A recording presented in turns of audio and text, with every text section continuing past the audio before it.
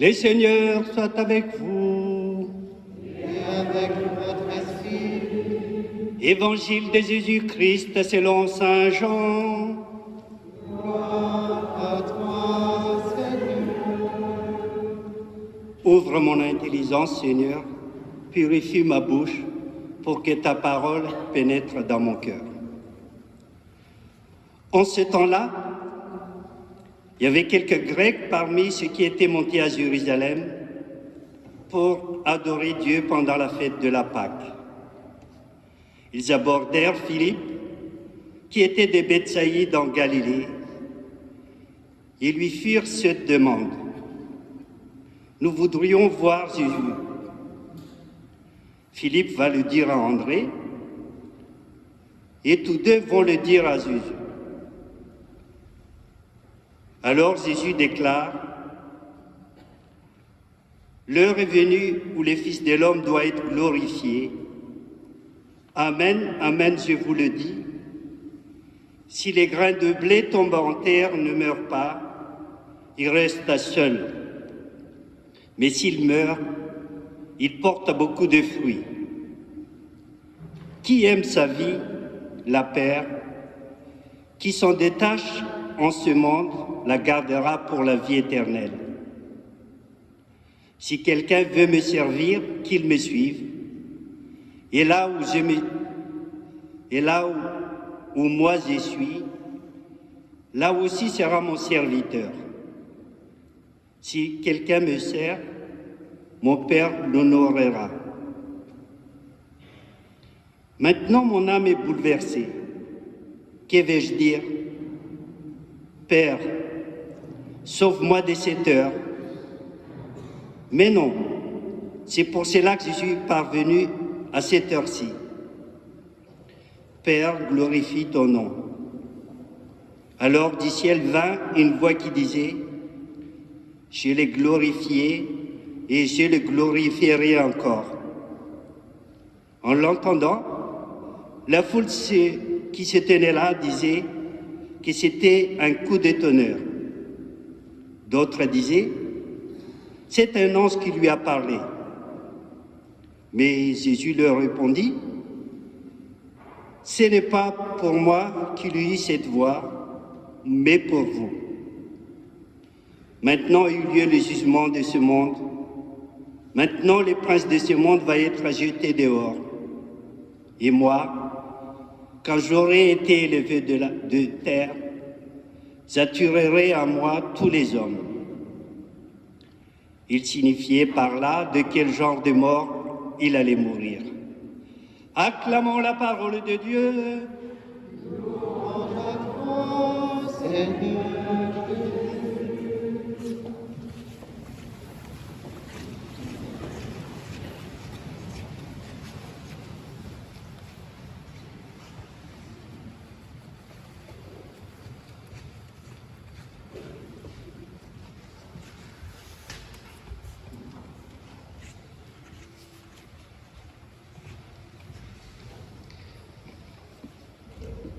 Il se passe dans l'évangile de ce jour quelque chose d'extraordinaire, un truc énorme.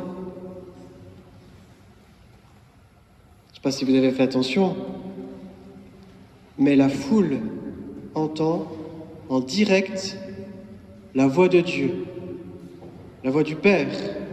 C'est très très rare dans la Bible que toute une foule entend Dieu qui parle comme ça en direct. D'habitude, il passe par des messagers. Et là, ça fait un tel effet que les gens disent « il y a un coup de tonnerre » ou c'est un ange qui a dû parler à Jésus. C'est énorme ce qui vient de se passer. Pourquoi Dieu parle comme ça aujourd'hui, lui-même, le Père? Et qu'est-ce qu'il dit? Eh bien d'abord, il répond à Jésus, qui lui a dit « Père, glorifie ton nom ». Et la voix du ciel se fait entendre, « Je l'ai glorifié, je le glorifierai encore. » D'accord? Et ça veut dire quoi? C'est pas si simple, ces mots sont un peu mystérieux sans doute pour nous, et pourtant ils doivent être si importants pour qu'ils résonnent si fort dans tout Jérusalem comme un coup de tonnerre. Ça vaut le coup de les comprendre. Alors pour ce faire, je vous propose un petit détour par la deuxième lecture de ce jour de la lettre aux Hébreux, avec des mots très étonnants. Je ne sais pas s'ils vous ont réveillé, ça devrait. Je vous relis ce passage. Le Christ, pendant les jours de sa chair, offrit avec un grand cri et dans les larmes ses prières et ses supplications à Dieu qui pouvait le sauver de la mort. Et il fut exaucé. Nous entendons d'abord quelque chose qu'il est bon de nous rappeler, c'est que Jésus a offert sa prière face à la mort dans les larmes, avec un grand cri. Il est bon de l'entendre quand nous vivons nous aussi des épreuves, face à la mort ou face à bien d'autres choses. Nous avons le droit de pleurer, nous avons le droit de crier. Jésus lui-même l'a fait. Ce n'est pas un manque de foi. Jésus a pleuré dans sa prière, en demandant à Dieu de le sauver de la mort. Et la suite est très étonnante. Il fut exaucé. Ah bon? Jésus n'est-il pas mort? Jésus n'a-t-il pas été tué? Si. Mais il est ressuscité. Alors il faudrait dire que Jésus a mouru, n'est-ce pas? Pour les instits qui sont présents, Jésus a mouru, mais il est vainqueur de la mort. Dieu l'a sauvé de la mort, oui, mais il ne l'a pas empêché de mourir. Mais oui, il l'a sauvé de la mort, le Christ est vivant. Et bien plus que ça, Jésus, il est devenu vainqueur de la mort. Il est devenu, comme dit la lettre aux Hébreux, cause de salut pour tous ceux qui lui obéissent. Autrement dit, grâce à Jésus, nous aussi, on sera sauvés de la mort. Alors, ça veut dire que exaucer Jésus, ce n'était pas lui épargner la mort, c'était l'aider à l'affronter.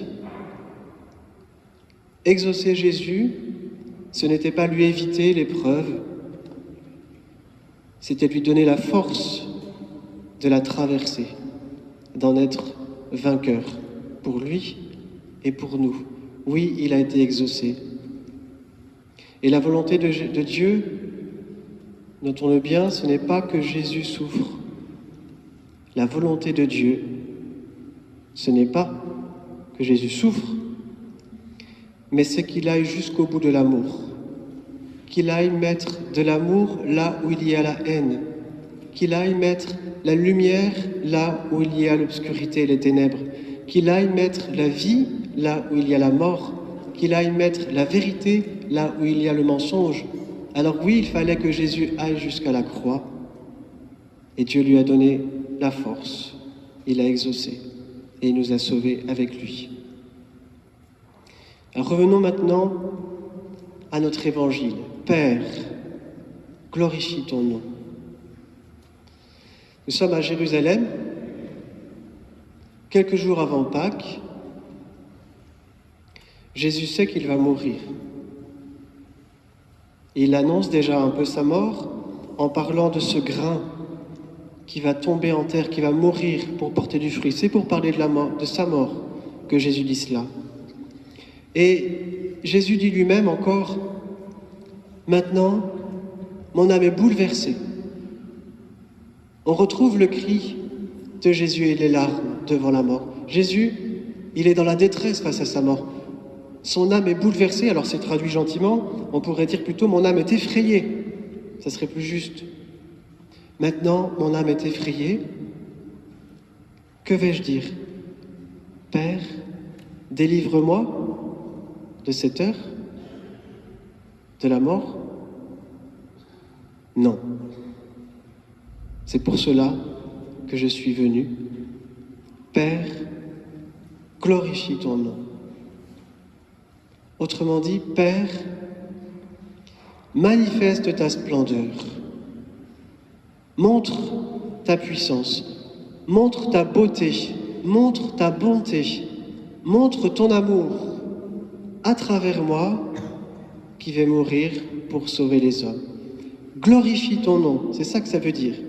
Montre ta gloire, montre qui tu es à travers ma mort qui va donner la vie, qui va révéler ta sagesse, ton amour, ta bonté.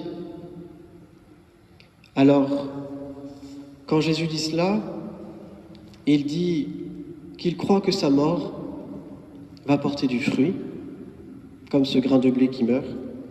Il dit aussi à son Père, ma mort m'effraie, mais j'ai confiance en toi. Je sais que tu as un projet, je sais que tu es là, que ma vie est dans ta main. Alors fais ton boulot, Seigneur. Parce que moi, quand je serai tombé en terre, je ne pourrai rien faire. À toi, Seigneur, de montrer la puissance de ton amour dans le don de ma vie. Moi, je fais ma part, je te fais confiance. Toi, Père, fais ta part, glorifie ton nom. Et alors, Dieu répond, je l'ai glorifié. Je l'ai glorifié encore. Oui, mon fils, je suis là. Je suis avec toi dans cette épreuve. Tu as raison de me faire confiance. Et c'est comme un coup de tonnerre pour que tout le monde sente bien que Jésus va donner sa vie avec le oui de son Père qui lui dit merci de donner la vie à tous tes frères et sœurs, les humains. Alors demandons cette grâce, les uns pour les autres peut-être, à l'approche de Pâques, dans nos épreuves, dans nos larmes, dans nos cris, de laisser grandir en nous la confiance de Jésus en son Père. Oui, nous croyons, Père, que tu veux que nos vies soient belles, qu'elles portent du fruit. Amen.